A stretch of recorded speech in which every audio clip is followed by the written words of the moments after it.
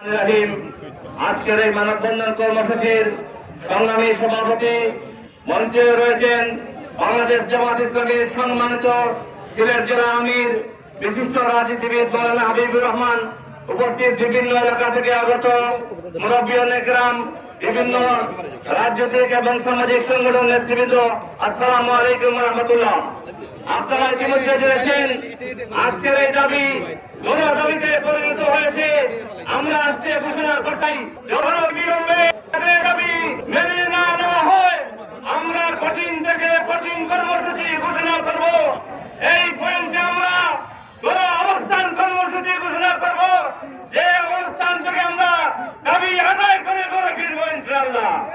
আমি সকলকে আগামী দিনের আন্দোলন সংগ্রামে সর্বাত্মক উপস্থিত কামনা করে আমি আমার বক্তব্য এখানে শেষ করছি।